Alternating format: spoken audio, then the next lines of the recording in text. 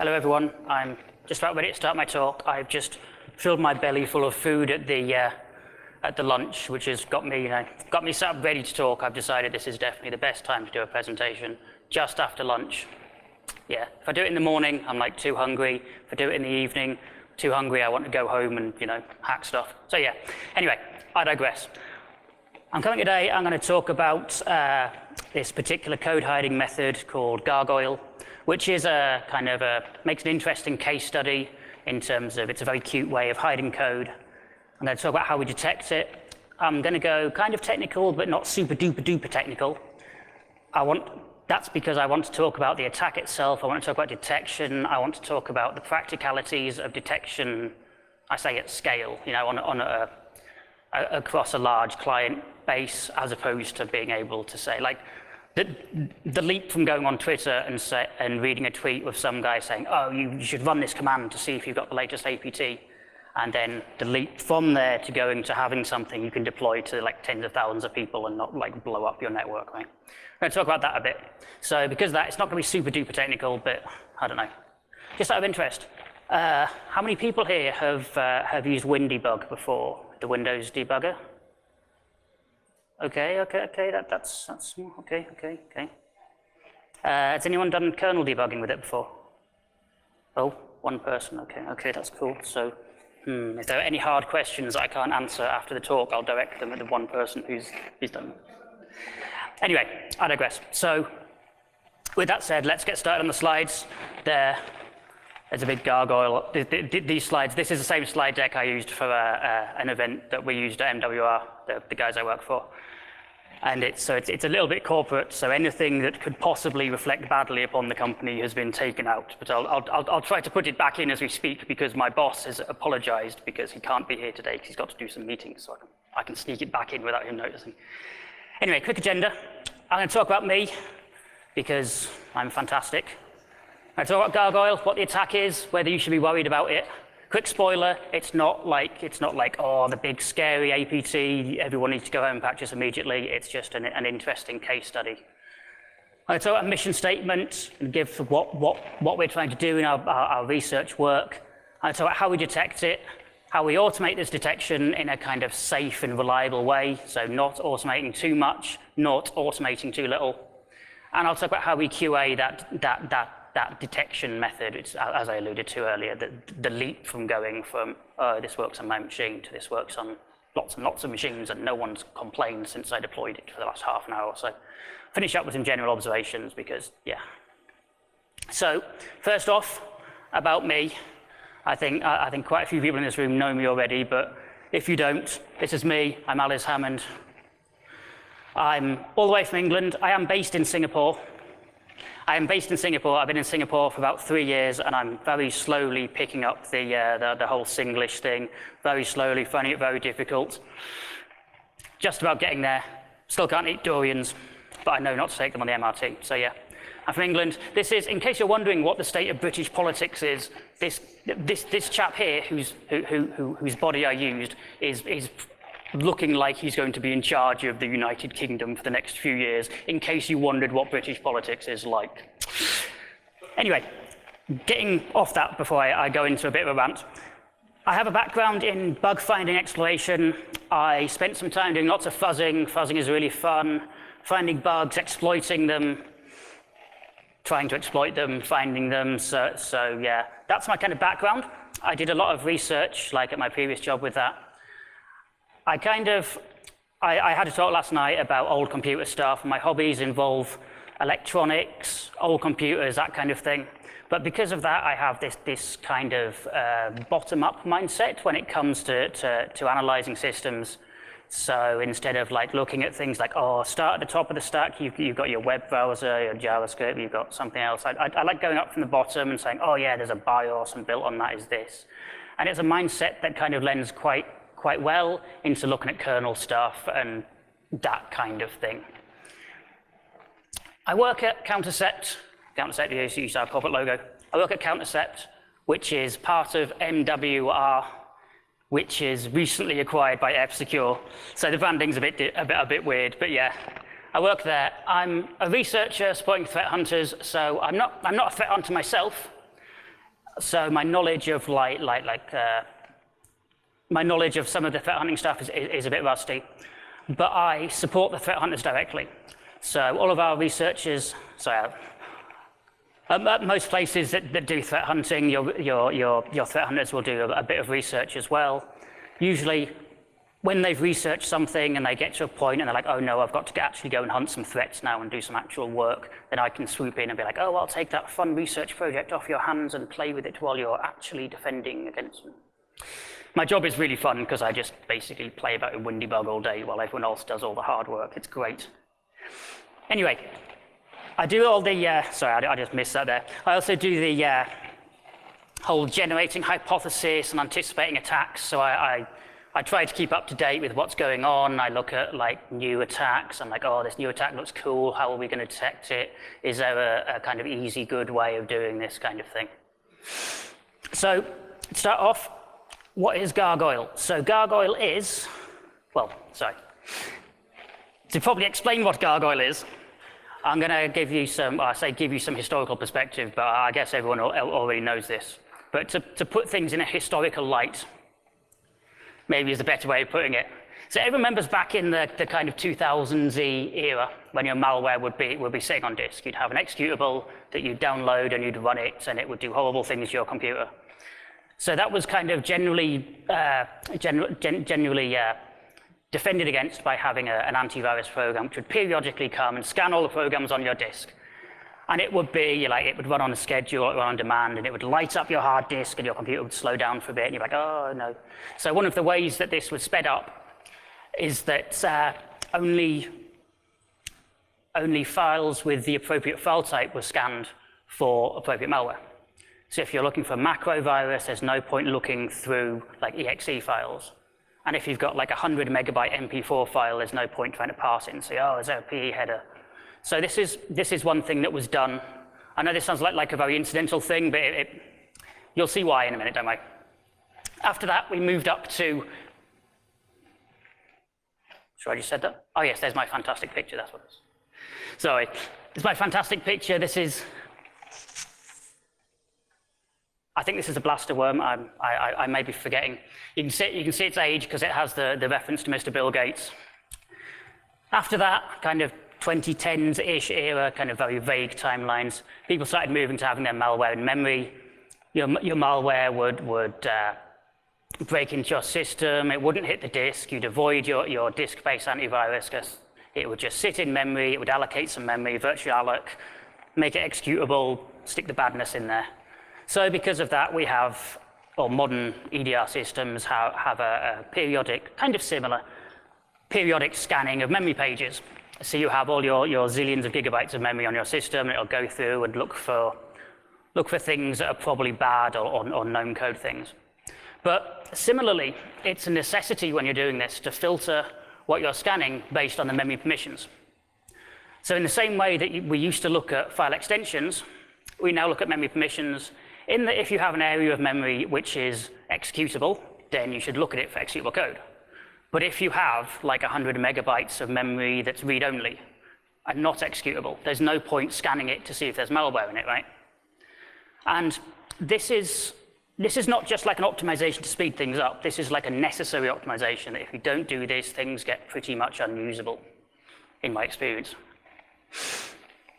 So it's kind of hard to show you an example of this, but this is a Procmon output, and we're saying, oh, we've got some memory here. It's execute, it's read-writable. There could be something there. We should like, our automated scanner should take a look. And Gargoyle itself is a way of placing your malware into non-executable areas of memory, which is kind of tricky because obviously the memory protection is enforced by the CPU, and you can't just be like, oh, it is executable, really. You know, the CPU knows what's going on. It's not my attack. This attack was, pretty sure I've got the chap's name and a link to the guy's GitHub on a slide very soon. But the chap who made it released the POC in March 2017.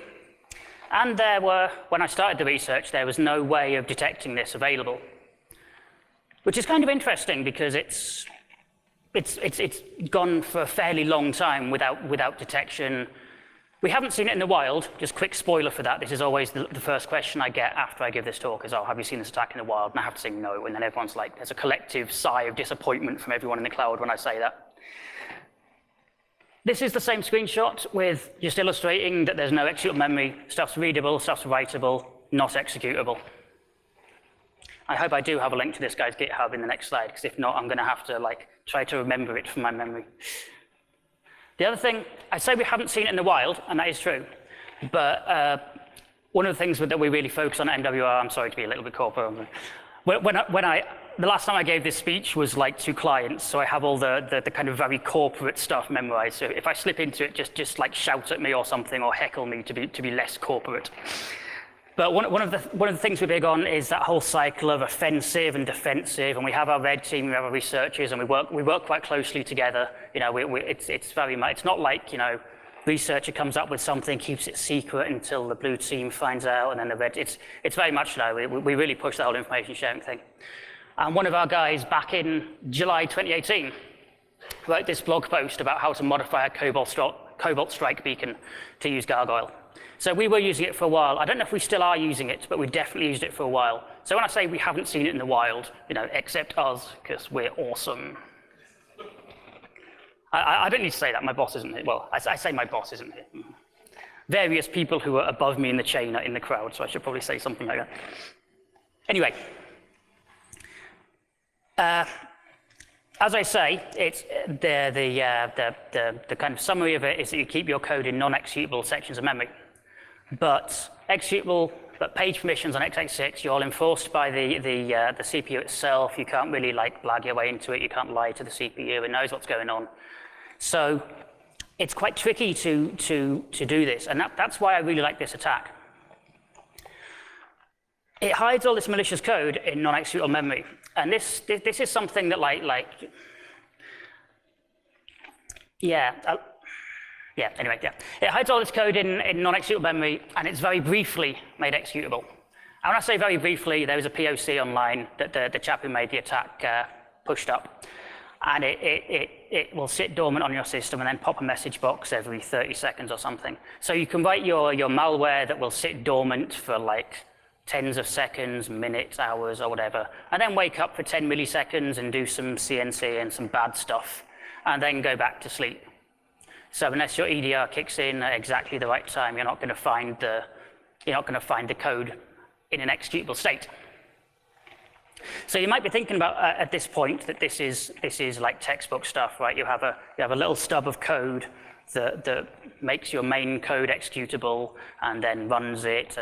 But one of the great things about Gargoyle, sorry, I forgot I had my great GIF in here. I'm sorry, it's a little bit jumbled, I'm sorry. This is one of the problems of doing a talk straight after lunch, is that I also had a Red Bull just before lunch. Anyway, this is my fantastic GIF that I found to illustrate that the code is mainly in a stone, a very inanimate state, and then every so often it wakes up. So here we have, in this allegory, we have a client system here that we're analyzing, and we have these two threat hunters who are pretty convinced that there's nothing malicious going on this system.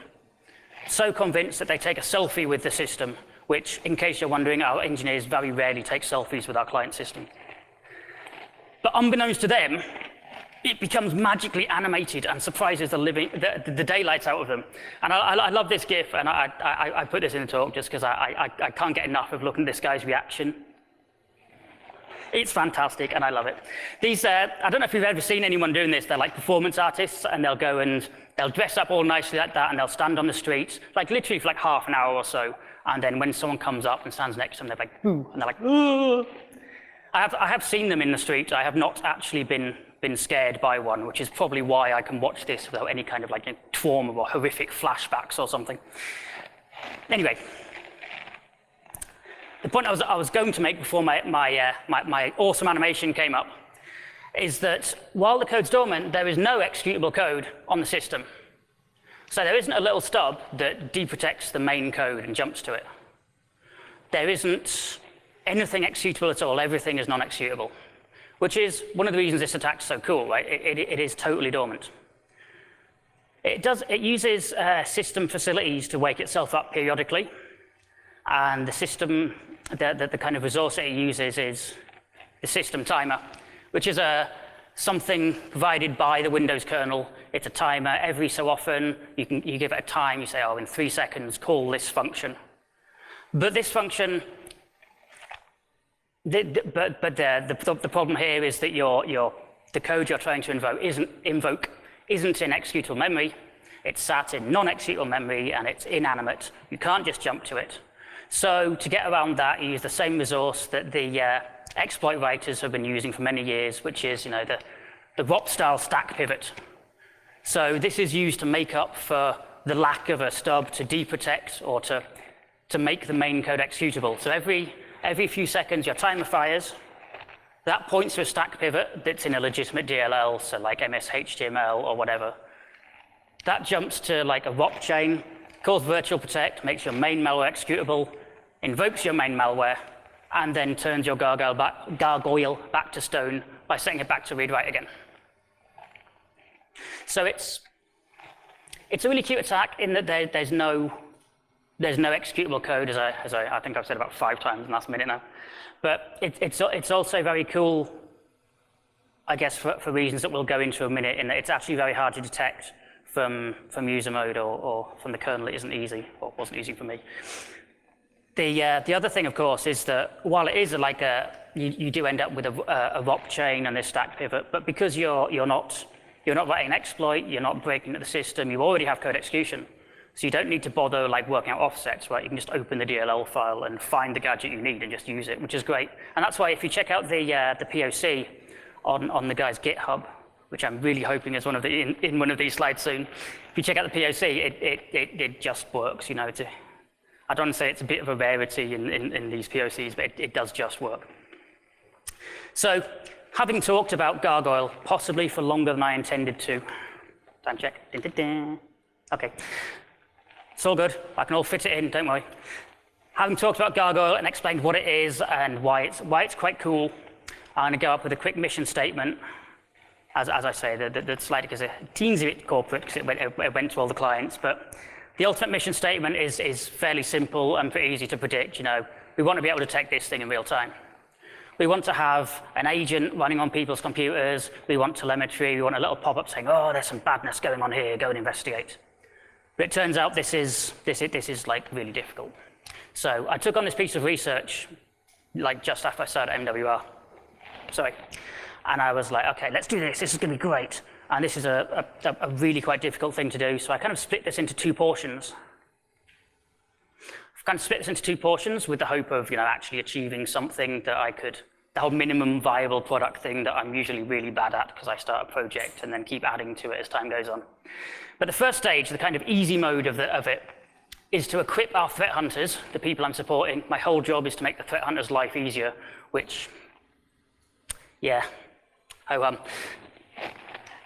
the whole point is that we can equip them to detect this during an offline IR job. And when I say an offline IR job, I mean that they have access to a machine. Someone said, oh, there's some badness on this machine. Here's a full memory dump, or here's a disk image. Can you tell me what's going on it?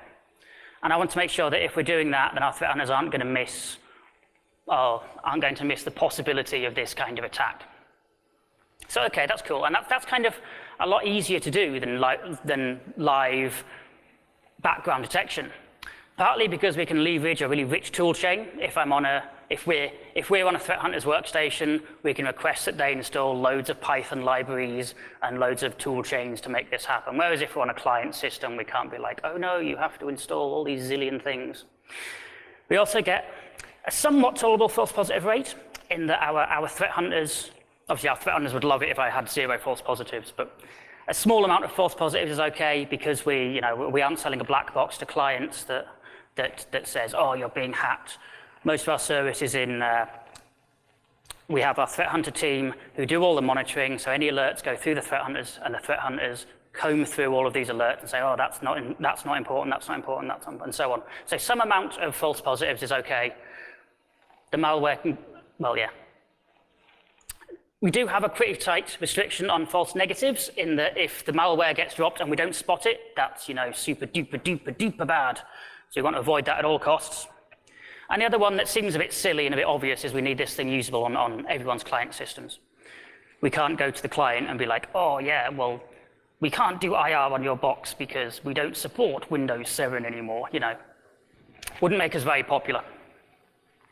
So the second stage, which is the really difficult one, is to detect during live system usage. And I didn't get this done. I've at the point where we kind of closed the research, I had the first half done of cold detection and the live detection.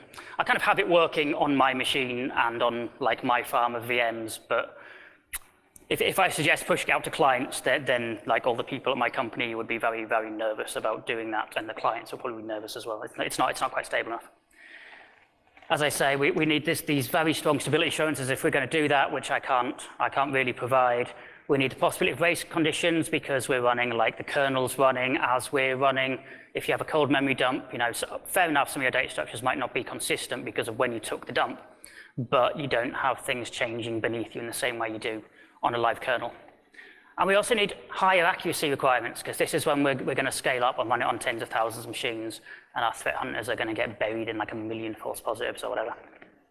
So stage one, well, not as far as I got, but did stage one, and it was the, what's the term? I'm not sure, but that whole thing where you hit the point of diminishing returns. That's what I'm looking for. So onto detection. Sorry, I'm being really unprofessional and checking my phone because I want to see how much time I've got left. I should have put a clock on here or something. Anyway, onto detection. So if we want to look at how we're going to detect this, obviously we want to detect an attack. We're going to start looking at which artifacts we've got on the system. And there really isn't much here. There's some code that's sat in a non-executable memory section. So I was like, going to be kind of tricky to detect based on that. Maybe you can do some clever scanning and you can say, oh, this is non-executable memory, but there's some stuff in here that looks like it might be x86. But it's going to be slow, right? Because you have to do all this clever matching and you have to access all the memory, and it's kind of a bit of a losing proposition, really. I thought. The other artifact that caught my eye was the system time itself. And because the whole attack is based around using this system timer to wake up, and there's no, the use of a system timer isn't a byproduct, it's very intrinsic to the attack itself, kind of. I'll come back to that at the last slide. But for now, it's very much intrinsic to the attack itself is that you have this timer, and that's what wakes everything up. So I was like, okay, let's see if I can find these system timers. You know, I'll check out the API documentation, find out, get a list of these timers, see what they're going to do, you know, there must be some API call, you know, enum timer list or whatever. Yeah, there isn't. So this is the first big wall that I run into, is that timer information isn't available from user space. If you're a Windows user space process, you have like the API to interact with timers is limited to creating them, canceling them, setting how much time is going to elapse before they happen. They're pretty much an entirely kernel mode facility that has some very thin wrappers in user space. So I was like, okay, that kind of sucks. But you know, we're elite hackers, you know, we're going to be fine. I'll attach a kernel debugger. I'm sure it's going to be just like, you know, all the other things that we do in InfoSec where there's all these opaque data structures that you're not supposed to touch, and then we go in and touch them all, and Microsoft hates us for breaking everything. So I was like, okay, let's take a look at the kernel. But it turns out the kernel space is pretty much the same. There's a very narrow list of these timer functions that's available. You can create them, cancel them, wait for them, and not much else. So I was like, okay, we can't enumerate them. We can't interrogate them in terms of finding out the payload that they're going to execute when they go off. I'm like, what are we going to do here? Maybe there's something we can dig out. So I studied the Windows internal books and pored over this, and there really isn't any easy, undocumented way of doing this either. Like, there's many things in Windows that are, you know, you shouldn't do them, but they're stable throughout most Windows versions, and you can get away with like messing around. But with timers, there isn't. There isn't one that I could find, maybe I should say. I don't know. I'm waiting for the point at the end of the talk where I open things up for questions and someone tells me that I'm completely and absolutely wrong, looking at no one in particular in the audience who might have lots of knowledge in this area.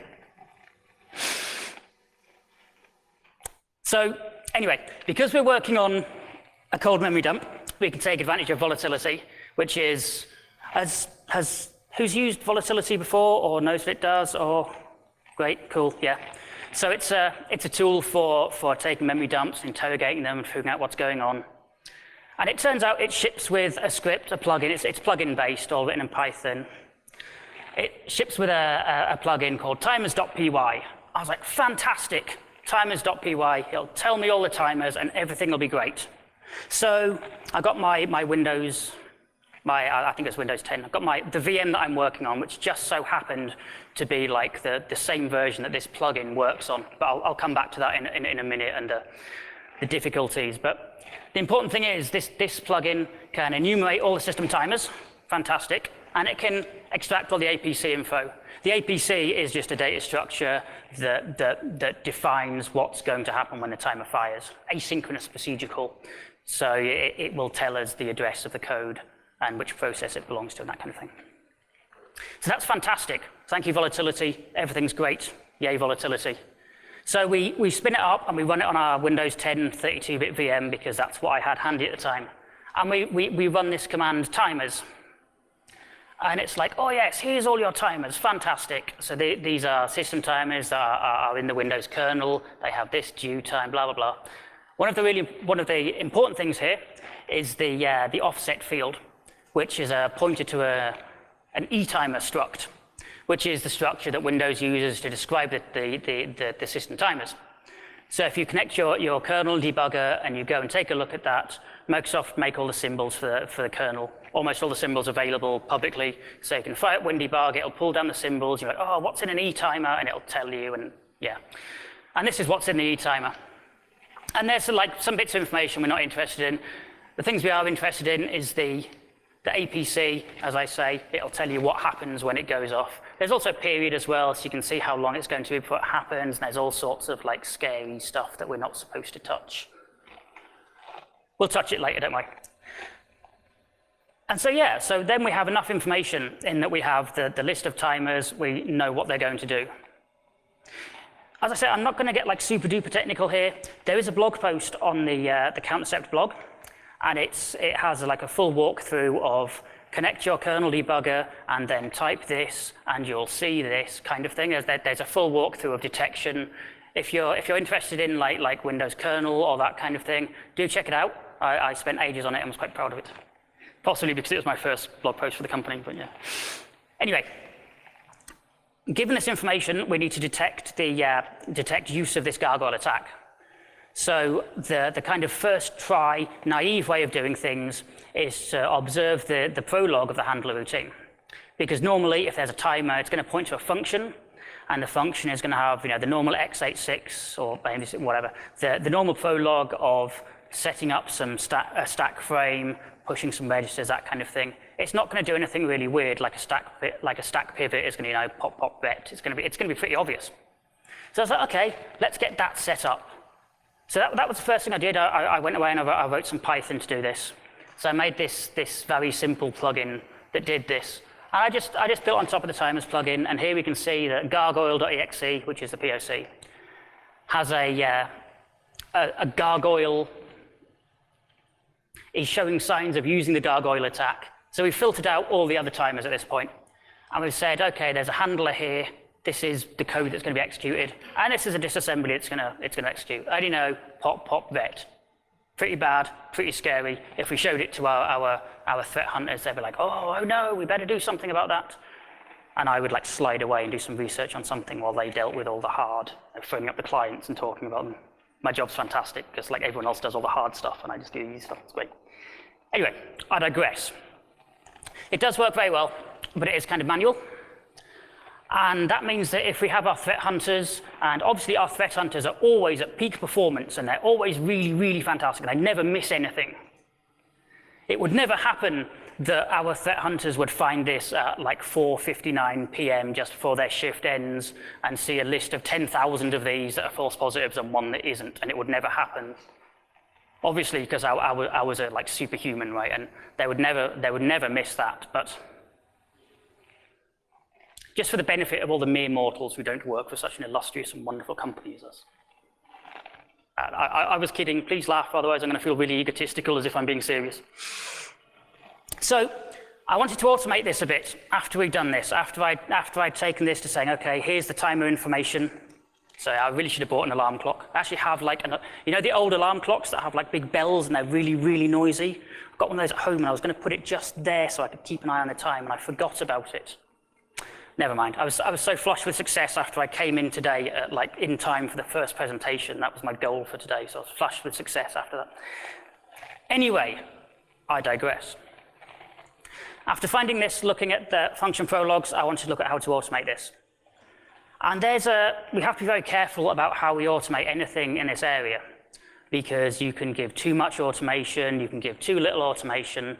We don't want to end up being we aren't the kind of company who give you a black box and you say, this box will tell you when you're being hacked. If you see these packets, it's a hack attempt. We've blocked 30,000 hack attempts on you in the last 24 hours. That's not really our game. We want to keep humans in the loop. We want to, I feel so sci-fi when I say that. We want to keep humans in the loop. Well, I wonder have I got time for a quick anecdote about a film? Maybe. Has everyone seen the film War Games? It's like an 80s film about hacking. Yeah, oh, one person, okay, that's cool. Oh, two people, okay. I'm gonna have to run some film nights at my workplace because half the people at my workplace haven't seen Hackers, and I'm just like, what is going on here, man?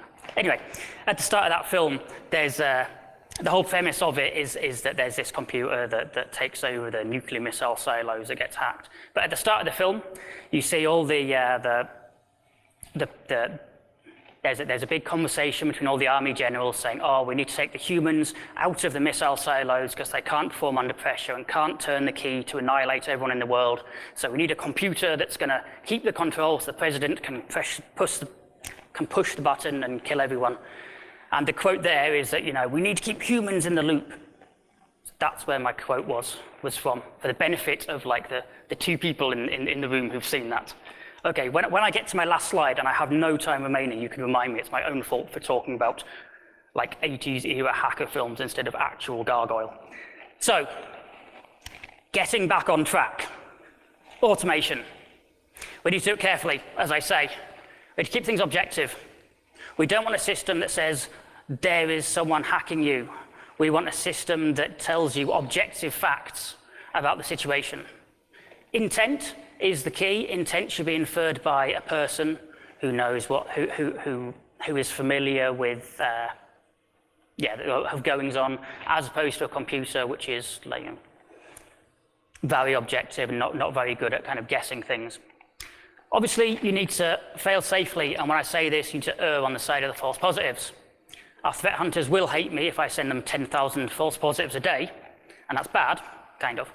But the client will hate me if I don't send them the true positive when one occurs, right? So fail safely. If it breaks, you've got to be like, oh, there's probably something wrong here.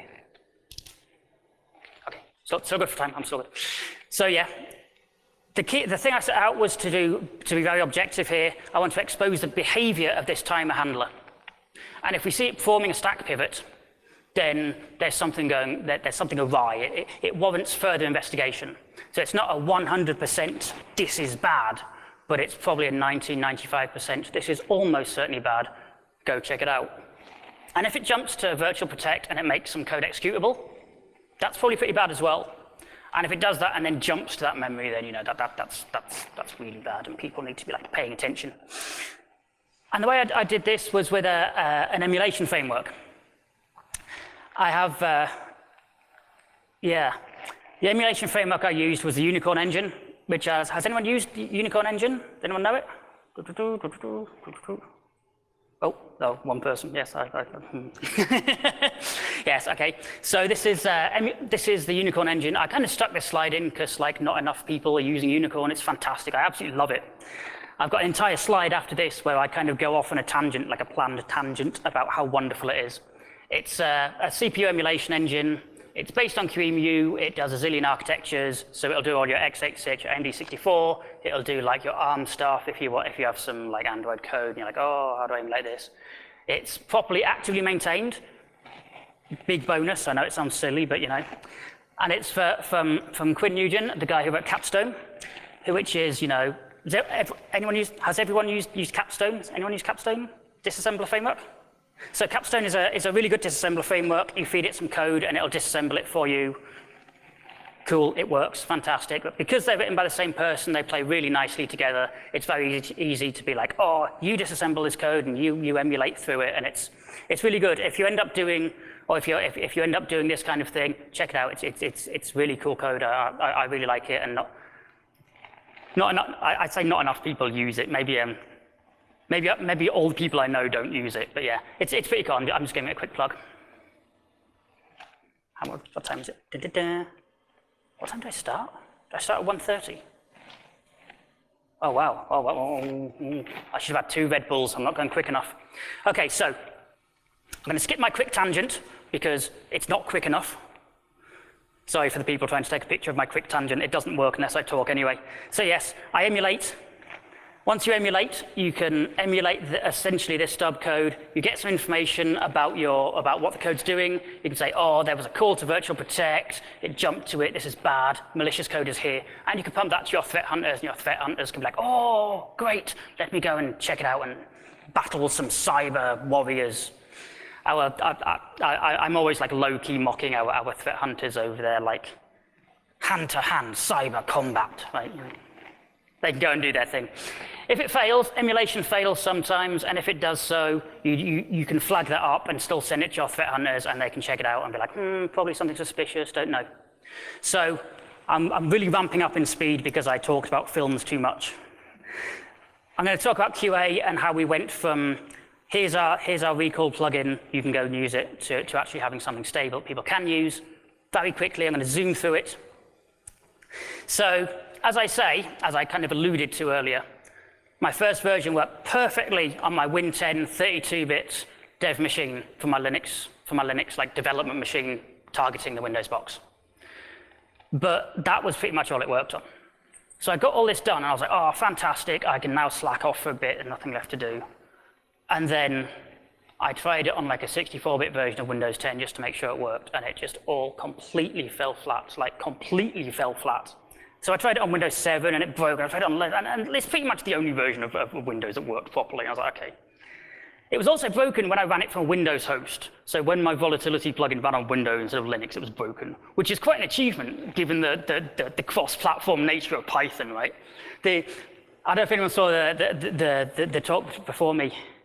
Damn, I've forgotten the guy's name. The talk before me where the guy was like, I'm not a developer, but I dabble a bit. Yeah, me neither, you can tell. And I'm also very bad at Python. But one thing that was very obvious is that it's worth spending a lot of extra time here to make sure it's going to work properly in the day. Because if you have a client saying, oh no, our box has been popped, check it out, we can't go there and be like, oh, okay, well, I've opened a ticket on the tracker, and the guy who maintains it will fix it later, and then we can have a look. You know, it's worth spending a disproportionately large amount of time QAing and getting really, really careful about this. So I decided I wanted to test for false negatives on a variety of OSs. So I just wanted to run the POC on a load of different OSs and then make sure it was detected. I didn't really test for false positives. I figured that was like slightly less important. I wanted to go back to WinXP. No real need for earlier. Everything changes like massively earlier. And, 5 minutes. I'm going to go really fast now. So everything changes before XP, obviously, and also because we have like a few clients we deal with, I could look at the client base and say, oh yeah, there's no need to go early in XP because not many people are using them. Obviously, we need 32 and 64-bit architectures. 25% of our client boxes were 32-bit, which surprised me a little bit. Next slide. Need to test it works okay from both Windows and Linux in case my awful Python was like excessively awful, right?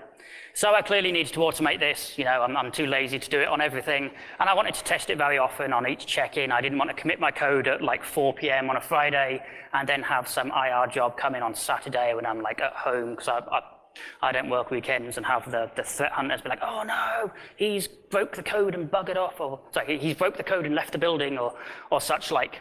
It doesn't fit nicely into the nice normal QA environment, and that's one of the lines that the boss told me to put into, because it makes us sound like we have like a really big QA environment. But it doesn't fit into the normal QA environment.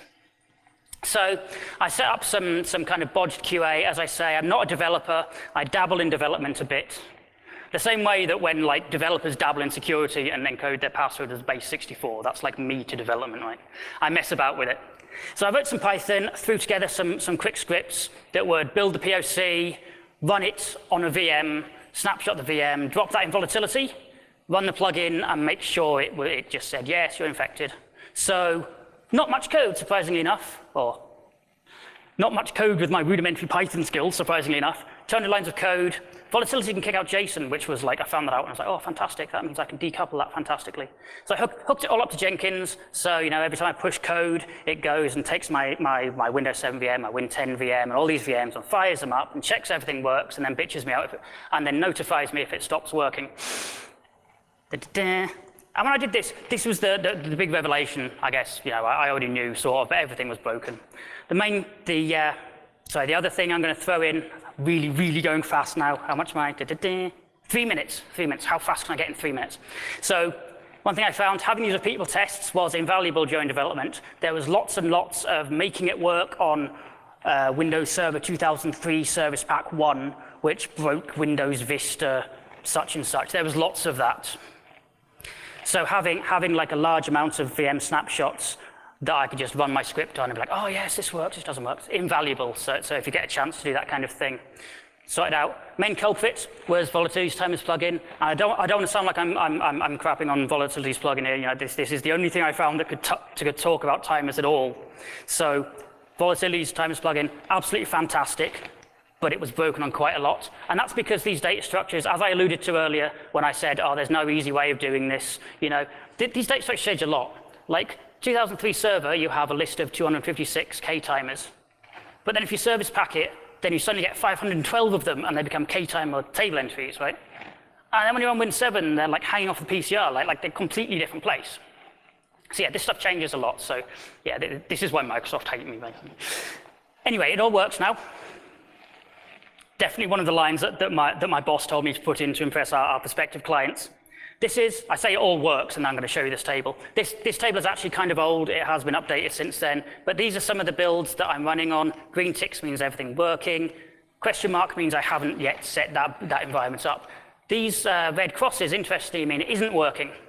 And this led to one like instant revelation, which I felt justified the whole QA process, because I was like, am I being a bit too anal on this whole QA thing? But it turns out the POC itself doesn't work on Win 7. And I was like, huh? What? Our guys are using it as red teamers and it doesn't work on Win 7? What's going on here? So I do need to investigate more, and I'm probably not going to get time, but turns out they're doing an infinite interruptible sleep will return on Win 7 and didn't on anything else. I don't know. I don't know. I mean, maybe there was something weird on my test VM, but yeah. Okay, how many minutes do I have left? Oh, yes, like less than a minute. Okay, really fast. So yeah, got good test coverage. Need to add more stuff. Yep. So yeah, all the code's public. Check out our blog post. Unfortunately, I don't have the URL, and even if I did, it would be too long to put it on the slide. Pet hater when people put long URLs on slides. But if you Google for like Aliz, Hammond, Gargoyle, Countercept, Gargoyle, that kind of thing, you'll find it. There is a big walkthrough. If you're trying to get into kernel, like Windows kernel analysis, you might like it. It's in WinDebug, and WinDebug has a really kind of has a syntax that has quite a learning curve, but it's worth it because WinDebug integrates so well into all the Windows stuff. It's great. The timer.py plugin is submitted to Volatility, and it's also on our blog. Oh, and also a quick showing off. We also Volatility do an annual plugin contest where everyone submits their plugins for how great their plugin is, and we submitted ours, and we won it, and I was like, yay! Okay, so that was a very quick celebration, I'm sorry. So yeah, we've got all this testing subsystem going. We can QA out the volatility functionality because it is just a script that checks the volatility output, so we can be like, oh, does this work? Great. Yay, we can adapt it to other projects. We've got a load of all these VMs, we can analyze them. I really want to do more stuff with it. I want to get, yeah, okay, maybe I don't have time for that. Obviously, big takeaway, as everyone should know, but maybe doesn't, well, as I should have known but didn't. Relying on these undocumented kernels such as is risky. It's too risky for live analysis where you can't always catch a kernel space access violation. Okay for offline analysis, but you still have to be like super duper retentive, you're very careful and make sure everything works. Almost done, almost done. I'd like to get this going. I'd like to have the Jenkins build triggering. I think I got this running shortly after I make this talk. So I have a Windows update server, and I have a system that will rerun the test cycle every time that an update comes down from Microsoft, which is great, because then if Microsoft kick out a patch that breaks my code, I know about it. As I say, I'm not a real dev. All you real devs in the audience might be like, oh yes, of course, we have 5 million of those. I don't. I'm still doing. It'll be fine. I need to further investigate the live detection. As I say, I've got it running, but I'm a little bit scared to deploy it on anything because it's deep in the kernel, and Microsoft will come and like bitch me out. Oh, sorry, Microsoft will come and justifiably be upset that I'm making their OS crash a lot, and they're getting the blame for it. I wanted to see what mitigations the Taz team, all the attackers in our company could come up with, because the timer is a really integral part of this attack. It really is the core of everything. And I wanted to see if we can take it out and do something else. So I was like, okay, I was experimenting with sockets, that we could like start a socket call, and then our APC would fire on failure or timeout or something like that. And this was ages ago, and I was like, I didn't really get anything working. And then yesterday, I came into a talk, and this chap just like idly drops, oh yes, this is a technique for making files like take an arbitrarily long time. And I was like, holy crap, that's exactly what I need. So yeah, I'm gonna go home and play with that another day, because if I can make a file really take an arbitrarily long amount of time, I can hang my Gargoyle code off it, so the APC completes, everything gets executable and everything blows up there. So I need to play with that, so. And that's all I have. And am I in time? A little bit over. Any easy questions? Okay, any difficult questions? No? We good? Okay, cool.